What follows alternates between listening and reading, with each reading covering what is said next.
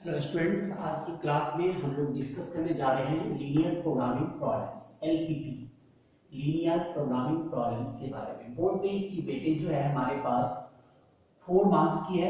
4 marks plus 1 marks हम लिख सकते हैं, प्लस 1 मार्क। 1 मार्क का एमसीक्यू क्वेश्चन में भी हमारे पास बनता है, तो इसकी मैक्सिमम वेटेज आप 5 मार्क्स लेकर चले, जिसमें 4 मार्क्स का एक क्वेश्चन हमारे पास बनता है। अब ये होता क्या है, इसके बारे में ऑलरेडी हम लोगों ने 11th क्लास में लीनियर इक्वेशन देखा था। जो लीनियर इक्वेशन का ग्राफ था उसी को आगे यहाँ पर एक्सटेंड किया गया है। चलिए इस पर एक क्वेश्चन हम आपको समझाने की कोशिश करते हैं। हमारे पास क्वेश्चन दिया गया है, solve linear programming problems graphically. आपको ये क्वेश्चन ग्राफ के पे ही सॉल्व करनी होती है। हमारे पास क्या दिया गया है कि मिनिमाइज, कंडीशन देखते हैं, ये हमारी एक्सरसाइज हो जाएगी 12.1। इसमें कहीं कोई फार्मूला नहीं है। एक्सरसाइज 12.1 में क्वेश्चन नंबर 2 आपको समझा रहे हैं। क्या क्वेश्चन दिया गया है कि हमें मिनिमाइज चाहिए, minimise z equal to -3x plus 4y।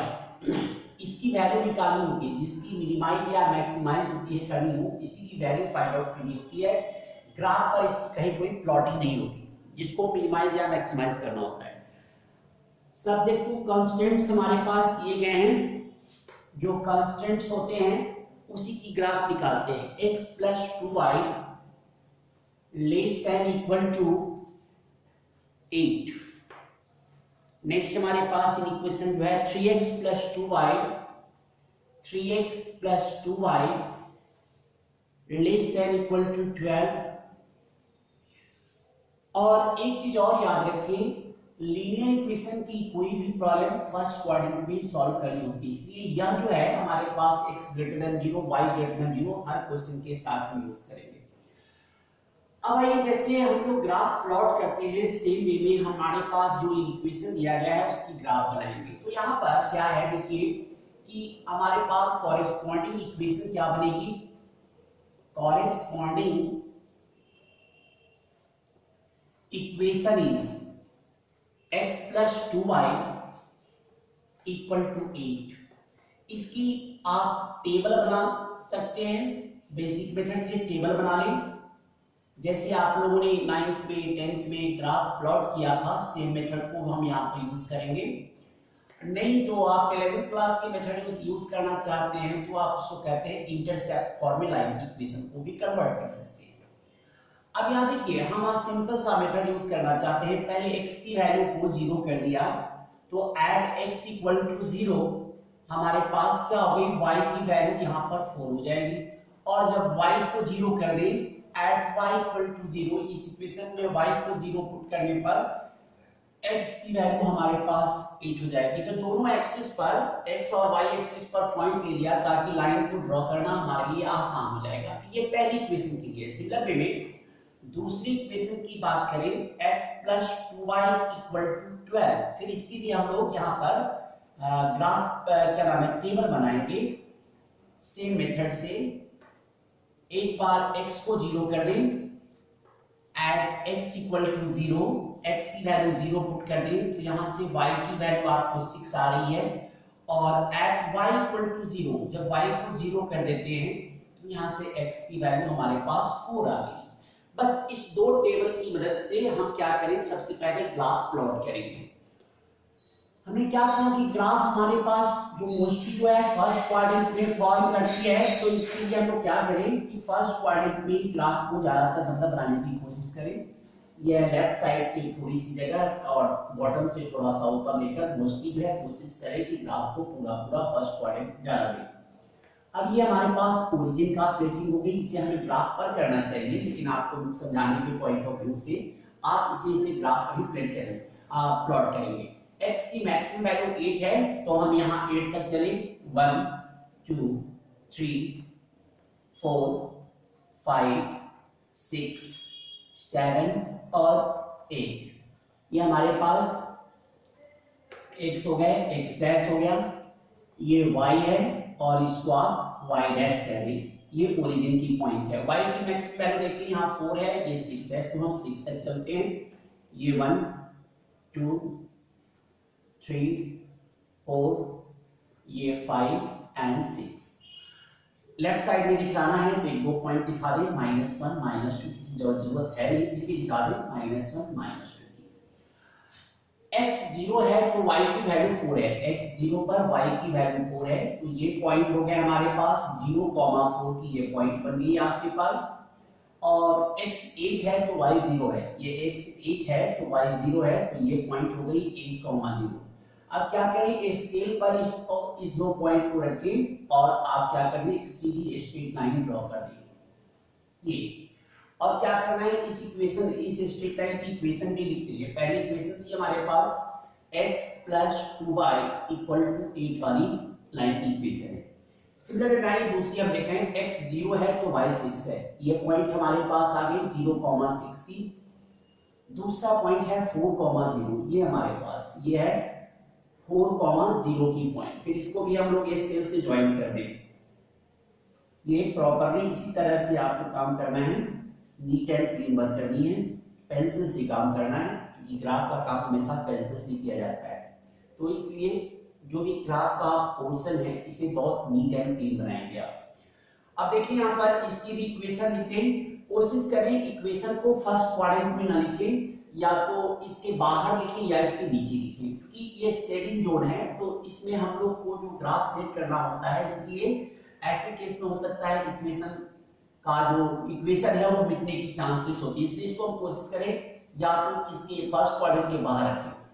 तो ये दूसरी इक्वेशन हमारे पास दी गई है 3x + 2y = 12। अब इस तरह दो लाइन की प्लॉटिंग होगी। अब आइए अब जो मेन बातें हमें करनी है क्या है, इस बात को समझें। अब इसके बाद मैं इस पोर्शन को यहां से खत्म करता हूं। अब देखिए हमारे पास क्या है, इन इक्वेशन की शेडिंग पहले समझनी है। अब पहली इक्वेशन में x + 2y ≤ 8 में x और y की जगह 0 0 पुट करते हैं, x की जगह भी 0, y की जगह भी 0। यदि कंडीशन ट्रू होता है, मतलब ये दिखलाने के लिए कि यह पॉइंट लाइन की जो है मतलब ओरिजिन के सेम साइड है या ओरिजिन के आउटसाइड है, इस पॉइंट को यहाँ लोकेट करता है। यदि कंडीशन को ये फॉलो करता है, ट्रू है, तो हम उसके इनसाइड, या कंडीशन फॉल्स है तो हम आउटसाइड जो है ओरिजिन के आउटसाइड उसको हम शेडिंग करेंगे। फिर चलिए इस बात को समझते हैं। अब पहली इक्वेशन हमारे पास है x + 2y ≤ 8। यहाँ पर x की जगह 0 और y की जगह भी 0 पुट कर दिया, तो 0 + 0 0 हो गया हमारे पास, <8 0 <8 कंडीशन ट्रू हमारे पास है, 0 <8 की कंडीशन ट्रू है, मतलब ट्रू होने पर इनसाइड टुवर्ड्स ओरिजिन। तो अब ये वाली जो लाइन हमारे पास है इसकी बात किया हम लोगों ने, इस पे 3 एरो दिखाइए, ज्यादा एरो दिखाने की जरूरत नहीं है, 3 एरोस दिखाएं इस तरह से। ये एरो इस बात को रिप्रेजेंट करता है कि इस लाइन की जो शेडिंग हो रही है वो नीचे की ओर, नीचे मींस टुवर्ड्स ओरिजिन हो रही है। चलिए ये फर्स्ट लाइन से हम लोगों ने बताया कि इसकी शेडिंग टुवर्ड्स ओरिजिन हो रही है। अब आगे फिर से हम सेकंड इक्वेशन की बात करें, ये जो सेकंड इक्वेशन में भी x और y की जगह 0 0 पुट कर दिया, 0 + 0 <12 0 <12 कंडीशन ट्रू हमारे पास है, तो इसकी भी शेडिंग क्या होगी हमारे पास, अंदर की ओर, ये माने ये और ये ऐसे। अब ये दोनों का कॉमन पोर्शन कौन सा होगा इस बात को देखना है। तो जो दोनों लाइंस की कॉमन रीजन को जो लोकेट करें, तो आप सही ढंग से देखिए तो यहाँ पर कॉमन रीजन हमारे पास जो है जो ये वाला पोर्शन है, इसको हल्का शेडिंग करें, बहुत ज्यादा कलाकारी करने की जरूरत नहीं है यहाँ पर, इसमें टाइम बर्बाद ना करें, बस सिंपल ये दिखा दें कि दोनों लाइन की इन बिटवीन रीजन जो फॉल कर रहे हैं हमारे पास यही है। अब इसकी नेमिंग कर दें, ये कॉर्डर मेथड से हम लोग सॉल्व कर रहे हैं, मोस्टली हमें कॉर्डर मेथड की मतलब यूज करना होता है, एग्जाम में कॉर्डर मेथड भी पूछे जाते हैं। अब ABC, अब देखिए A की कोऑर्डिनेट तो 4 0 है, C की जो कोऑर्डिनेट भी 0 4 मालूम है। अब ये B पॉइंट की कोऑर्डिनेट के लिए क्या करें, देखिए यदि आपके पास यदि ग्राफ पेपर पर इसे सॉल्व किया होता, तो यदि x ये दोनों लाइन प्रॉपर्ली जो है होल नंबर पे कट करते हैं तो आपको प्रॉपर यहाँ दिखाई देता कि x के सामने 2 या y के सामने 3 पर ये लाइन है आपस में कट कर रही है। अब चूंकि मैंने तो यहाँ पर ये कोई ग्राफ पेपर प्लॉट नहीं किया तो मुझे तो पता चल नहीं रहा कि ये किस पॉइंट पर कट करेगा।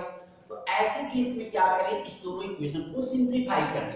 ये तब करें जब आपको ऐसा दिख नहीं रहा हो कि प्रॉपरली ग्राफ पर जो है मोटे पॉइंट पर वो दोनों एक्स और वाई एक्सिस पर कट रहे हैं। तो अब जब नहीं कटता हुआ दिखाई दे तो आप क्या करें, इक्वेशन को सॉल्व कर रहे हैं। x + 2y = 8, 3x + 2y = 12। ये दोनों इक्वेशन को सिंपलीफाई आप एलिमिनेशन मेथड, सब्स्टिट्यूशन मेथड, जिस मेथड से आप जानते हो कर सकते हैं।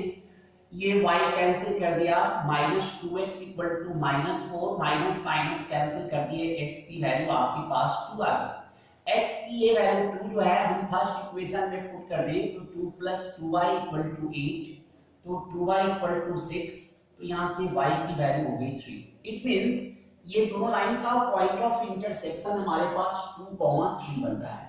तो आपको ये सॉल्व करने की जरूरत इसलिए नहीं पड़ेगी कि ग्राफ पर आप प्लॉट करेंगे तो प्रॉपरली ये 2 और 3 का पॉइंट कटता हुआ दिखाई देगा, x के सामने 2 और y के सामने 3। सपोज करते हैं कि यदि ग्राफ पर ये पॉइंट जो है वो जो प्रॉपर जो डार्क लाइन है उस पर कटता हुआ दिखाई नहीं देता, इसका मतलब क्लियर है, या तो आपने ग्राफ को थोड़ा ऊपर नीचे गलत बनाया है, नहीं दूसरा रीजन ये सकता है कि रियल में वो जो है वो पॉइंट जो है प्रॉपर पॉइंट नहीं है। तो इट मींस यदि 2.5 हो, 2.1 हो, 2.3 हो तो इसका मतलब यही होगा कि ग्राफ पर वो पूरा पूरा कटता हुआ दिखाई नहीं देगा। तो ऐसे केस में क्या करें, आप इस दोनों इक्वेशन को आप सॉल्व करें, रफ में सॉल्व नहीं करें, या अपने वर्किंग रूल है आपके पास जो आंसर शीट है उसी पर सॉल्व करेंगे। अब इस तरह सॉल्व करें, मान लीजिए x की वैल्यू आपके पास 1/3 आ रही है, तो x की वैल्यू यहाँ पर हम 1/3 यूज करेंगे, डेसिमल मत यूज करना आपको, क्योंकि 1/3 प्रॉपर्ली कट नहीं रहे, इसलिए x की वैल्यू 1/3 लिखनी है, उसके कॉरेस्पॉन्डिंग y भी निकाल दें, फ्रैक्शन में आता है फ्रैक्शन में नोट कर दें। अब इस तरह 3 पॉइंट्स हमारे पास मिल गए। अब इसी 3 पॉइंट्स के बेसिस पर, that is called coordinate points मिल गए, हमें इस z की वैल्यू निकालनी है। ग्राफिकली सॉल्व करने का मतलब यहाँ पर हुआ कि x y के किस वैल्यू के लिए इस z की वैल्यू मिनिमाइज होगी, जहां पर 3 पॉइंट्स है a b और c।